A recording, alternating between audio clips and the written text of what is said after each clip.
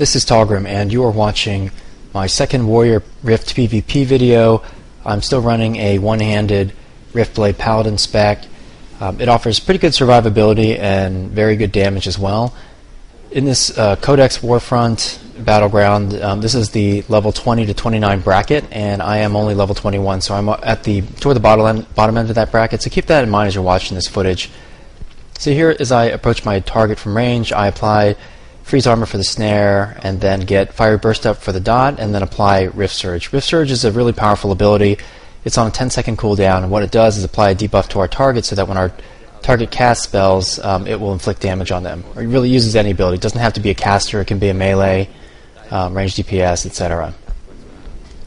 So here I build up to 3 attack points using Flame Spear, cast Rift Surge, and then get the kill there with Rift Surge as the target is, I think, trying to heal himself as he's getting away. So you can hear another voice in the background. That's my friend Nathan. We're talking on Skype. He's not actually in this Warfront, but he's a gaming blogging friend I know from a couple games back. So we're actually playing on the same server now, which is pretty cool, even though he lives in the UK. So here you can see as I'm strafing away, I use Stone Shield, which is a defensive ability that causes the next attack to miss. And here I'm strafing away from my opponents, trying to keep a forward facing so that I get as many blocks as possible. And the blocks are good because they allow me to proc the retaliation ability, which I just used right there, and it provides some nice physical damage, instant cast burst, off the global cooldown, and for a very low power cost.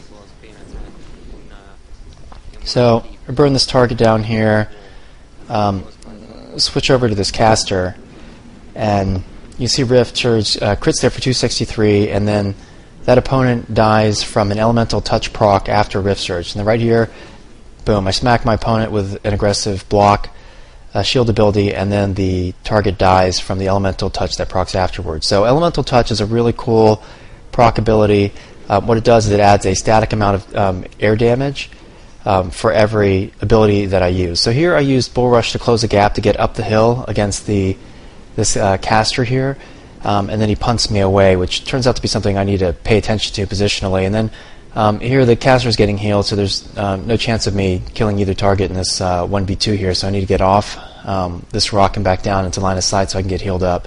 This was a pug battleground, but thankfully there were some pretty solid healers in this Warfront on our side. So here you can see I get punted down into a very bad situation over by the statue flag point. So in a moment here I'm going to get attacked 1v4, and the CC effects you can see in this game are really, really good. I'll talk about that in a second. So I get 3 attack points up, apply Rift Surge, and I'm bursting my target pretty hard and get him down to 22 damage, but he manages to get healed up. So almost caught him there, but it was just simply outnumbered. So yeah, the CC effects in this game are pretty sweet. You can hear ringing when you get stunned in your ears. Right here you can see I was strafing left, and I remembered about the pun ability, and so I cut back to the right just in time, and I got punted up against the wall instead of off the cliff, which would have been very bad. So in this game, because of knockback abilities, I call them punts, you really got to watch your positioning. So close the gap to this opponent here, get punted again.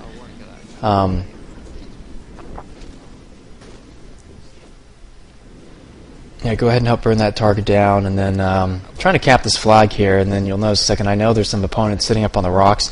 The training here is a lot of fun. I mean, this battleground is basically like an Arathi Basin from World of Warcraft, except there's a lot more terrain considerations in this game, a lot of rocks and outcroppings and such, so it allows for a lot of line of sight games.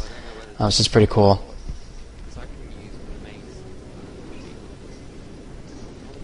Alright, so we've got the Codex node locked down pretty well, so we're pushing over to statue now with some strength in numbers here and really pushing them. So, as a Riftblade, I can apply some pretty good DPS from range, but my best DPS is going to come when I get close to opponents and get the benefit of my auto attacks, but especially procs such as retaliation from blocks where I can use them to hit targets. So the nice thing, it's both a good thing and a bad thing. Riftblade doesn't really scale with stats, and in my opinion that's a fine thing.